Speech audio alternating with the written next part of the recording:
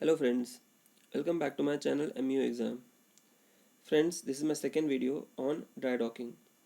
So friends, in this video we'll see the frequency of dry docking, whether it is 2.5 years, 5 years or 7.5 years, and where exactly it is written. So let's begin with this video. So friends, the interval between the inspection of outside ship's bottom are specified in SOLAS, International Association for Classification Society regulations and Classification Society rules. So what basically they require is that a minimum of 2 inspections is to be carried out during 5-year period validity of safety construction certificate or special survey period. So this is what is written in uh, regulations or conventions. Under SOLAS regulation 1/10, which only requires minimum of 2 inspection of the outside ship's bottom and does not say specific anything about dry docking or docking ship out of water. So SOLAS does not say anything about dry docking. It only requires 2 inspections of outside hull within 5-year period validity of ship construction certificate or special survey period. But under IMO resolution A 105327 as amended, it requires that the inspection of the outside ship's bottom should normally be carried out with ship in dry dock. However, it also provides that the administration can give consideration to alternate inspection that may be carried out with ship when it is floating or when it is still in water. And it also uh, provides acceptance procedure which can extend the interval between the dry docking or dry dock survey. So these are the points which or the requirements for the dry docking. So let's see these things in simple words. So the routine dry dock is basically carried out twice subjected to bottom survey within 5-year period or 5-year class period, or the interval between two such surveys should not exceed 36 months. For non-conventional ships that are operating only in freshwater, the maximum interval is usually 5 years.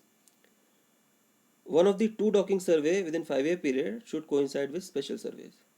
So these are the 4 points for routine dry docking. One thing is to be noted over here that in case the dry dock or reception facilities are not available, or severe weather conditions, non-availability of spares or essential material are not available, then in that case an extension of 3 months beyond the due date is considered or usually granted after underwater inspection is carried out by the driver. Some special circumstances also leads to dry dock. So one of the point is that for major modification or underwater fixtures because of classification rule or statutory requirements. Second is underwater repair due to some accident or pre-purchase inspection, so that owner can have thorough inspection of the underwater hull. So friends, that was the routine dry dock. But the extension, some ships can go for this scheme, extended dry dock scheme. So let's see how a ship can go for this. So extension is forbidden for the ships, for the passenger ships, ships subjected to enhanced survey program, ships fitted with bow thrusters, ships where the propeller is connected to the tail shaft by keyed taper, and high speed craft. So these ships, they cannot go for EDD interval or EDD scheme. ED scheme is usually permissible for container ships, general cargo ships, and multi-purpose cargo ships, excluding the single ship construction. That is, double hull multi-purpose cargo ship, they only can go for EDD scheme.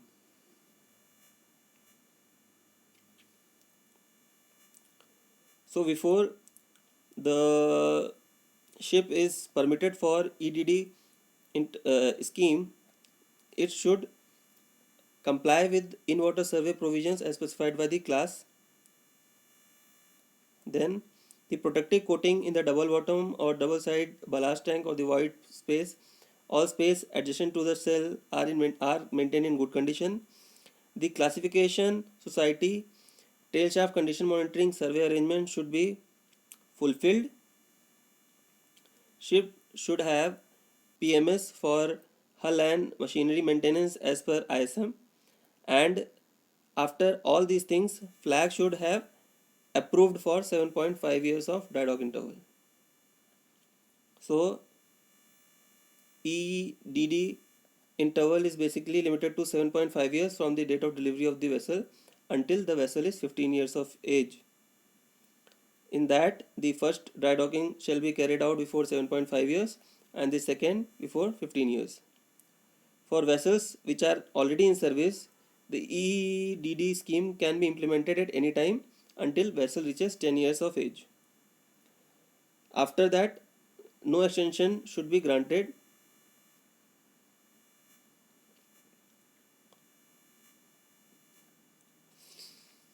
So let's see how can owner go for EDD scheme. So owner has to submit the following information to the class so that class can review and give thumbs up to the flag so that it can or tells the flag that this ship can be this ship is fit for the EDD scheme. So let's see what all the points which owner has to, or what all the information which owner has to submit. So this basically all the points basically covers the work or the maintenance that are usually carried out in dry dock. So the provision has to be made so that even if the ship is not going to dry dock, it is not compromising with the maintenance that are to be done in dry dock. So let's see points one by one. So the provisions for carrying out maintenance required on electrical and electronic sensors like echo sounder, Doppler log, seawater temperature gauge, electric draft gauge reading. So all these sensors are below water level. So the maintenance is only carried out only in dry dock.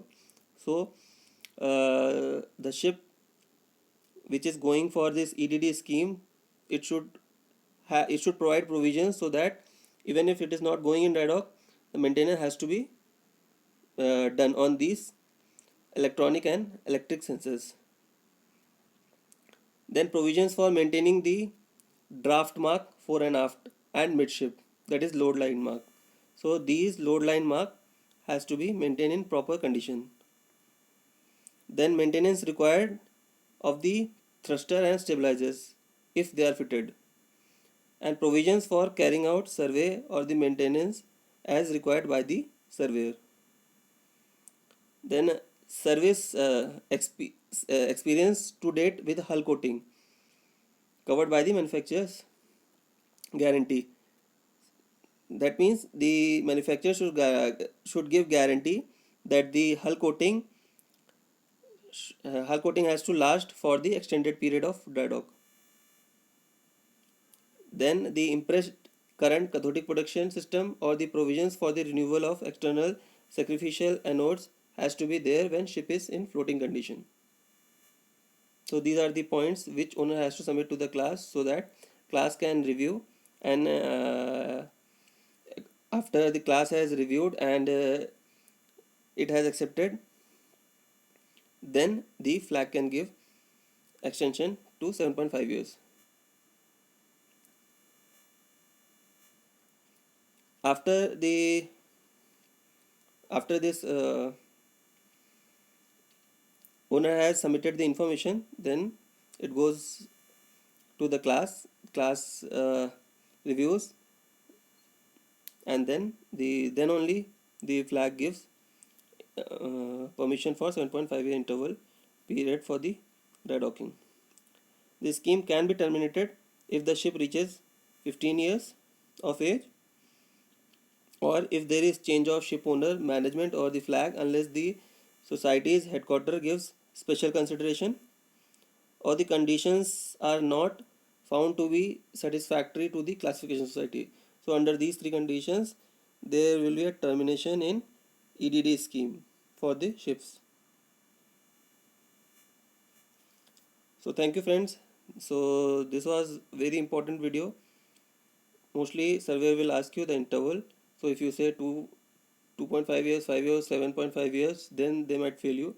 But you have to tell where it is written and the exact provisions for the interval, then that will be very good. So take care, have fun.